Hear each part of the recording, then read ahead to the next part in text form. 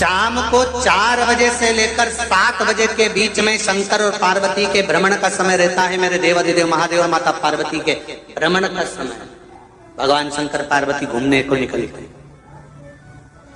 इसलिए हमारा सनातन धर्म कहता है शाम के समय पर माताओं को झाड़ू नहीं लगाना चाहिए, शाम के समय पर माताओं को चूड़ी बिछिया नहीं बदलना चाहिए, शाम के समय पर माताओं को मांग में सिंदूरा नहीं भरना चाहिए, शाम के समय पर माताओं को बाल नहीं बांधना चाहिए, शाम के समय पर माताओं को चौखट पर नहीं बैठना चाहिए। उसका कारण क्या है?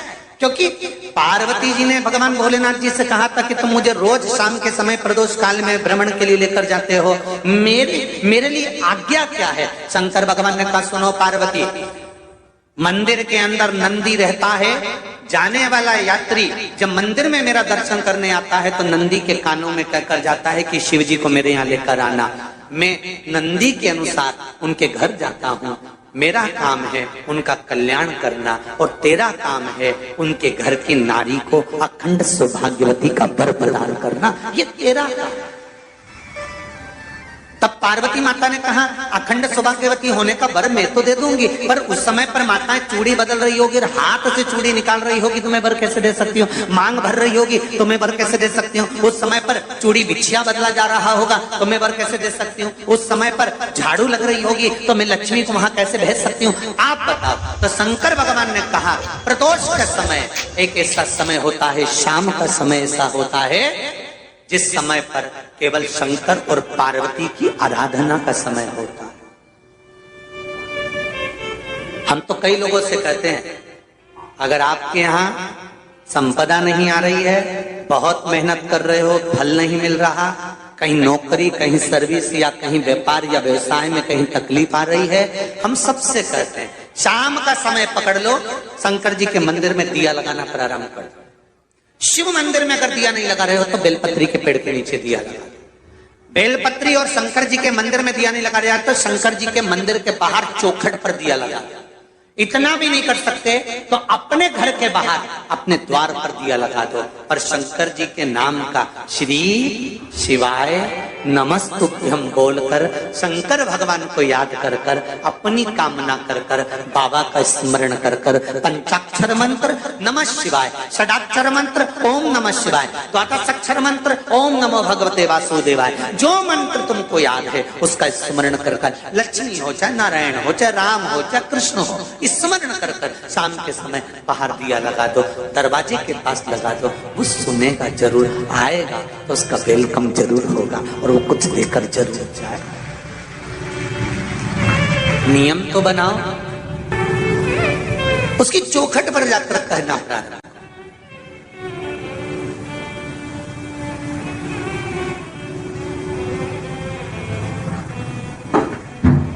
बृहस्पति महाराज ने कहा कि शाम का समय जो प्रदोष का समय होता है उस समय पर इंद्रदेव तुम शंकर जी की आराधना करो। शिव आराधना से शंकर जी जो मार्ग प्रशस्त करेंगे, शिव आराधना से जो शंकर जी कहेंगे वो तुम करना, ठीक है? आराधना करी बाबा भोलेनाथ जी।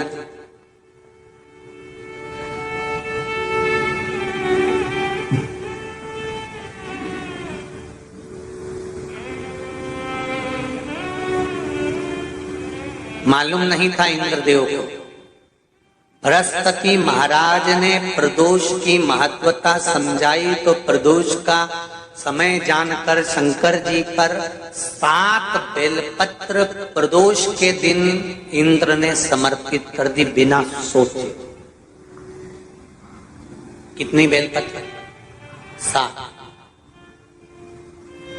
प्रदोष का व्रत करो चाहे ना करो, मंदिर में चढ़ी हुई बेलपत्र को उठा लो,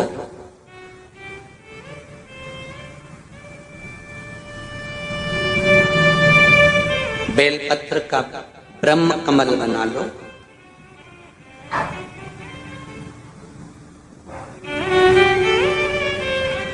ब्रह्म कमल का मतलब होता है डंडी बीच में रहे, आसपास पत्तियां रहे। 7 पत्ती का ब्रह्म कमल बनाकर, जैसे ये पत्तियां हैं एक जैसी रखी हुई हैं तो इसको फैला लिया 7 पत्ती को, आपस में फैलाकर ब्रह्म कमल बना लें। प्रदोष का व्रत करें ना करें, जरूरी नहीं है कि वृक्ष से ही पत्ती लेकर आओगे तो ही शंकर जी को चढ़ाओगे। शिव जी पे से चढ़ी हुई उठाकर धोकर ब्रह्म कमल बनाकर बाबा से विनय कर कर, हे प्रभु आज मैं इस काम के लिए जा रहा हूं, बाबा मेरा यह कार्य है, बोलकर श्री शिवाय नमस्तुभ्यम बोलकर शिवलिंग पर समर्पित कर दो। दिन भर के प्रदोष व्रत का फल बाबा एक बेलपत्री समर्पित करने पर ही प्रदान कर देता है। शिव प्रदोष व्रत कर रहे हो उससे बढ़कर कोई प्रसन्नता नहीं, पर नहीं कर रहे तो प्रदोष के दिन या 12 महीने शिवरात्रि आती है। कर्पूर गौरम करुणावतारम, आप स्वयं कपूर की भांति हैं महाराज। कपूर जानते हो? अरे बोलो तो चमके। आरती में कब जलाया जाता है? जब आरती पूरी हो जाती है। कपूर क्यों जलाया जाता है? बोलते जाओ। कपूर जलाना क्यों जरूरी है? आरती में, यज्ञ में, अनुष्ठान में कपूर की क्या महत्व है? कौन है ये कपूर? कपूर शंकर भगवान को कहा कर्पूर गौरम करुणावतारम। आप कपूर की तरह श्वेत है, पर कपूर की तरह आप हैं, क्योंकि कपूर है क्या? जब भगवान राम और कृष्ण ने यज्ञ किया, देवताओं ने आवृत्त यज्ञ किया। भगवान विष्णु जिस यज्ञ को करे, भगवान राम ने जो अश्वमेध यज्ञ किया, देवताओं ने जो यज्ञ किया, आनंदमय भगवान विष्णु जिस यज्ञ को करे, यह अश्वमेध यज्ञ केवल राम ने नहीं, इससे पहले नारायण कर चुके थे। भगवान विष्णु लक्ष्मी के साथ अश्वमेध यज्ञ का अश्व राम जी के समय पर तो लवकुश ने पकड़ा था, पर विष्णु भगवान के समय पर वो यज्ञ का घोड़ा सब दूर घूमता रहा।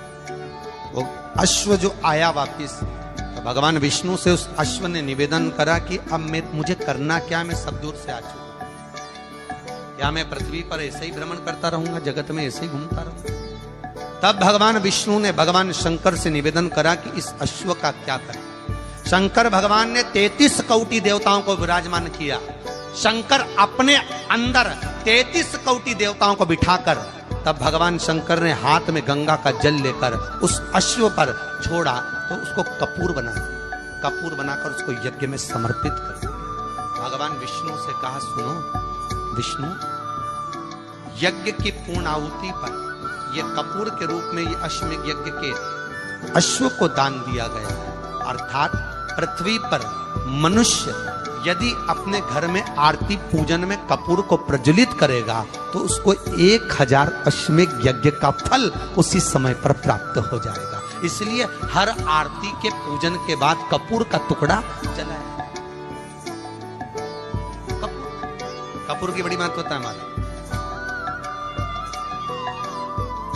यदि घर में क्लेश मचा हुआ है, बहुत अशांति है, बहुत ज्यादा क्लेश है, बहुत ज्यादा क्लेश, तो कपूर के 4 टुकड़े कर लीजिए और 4 टुकड़े कर कर चारों दिशा में घर में रख दीजिए।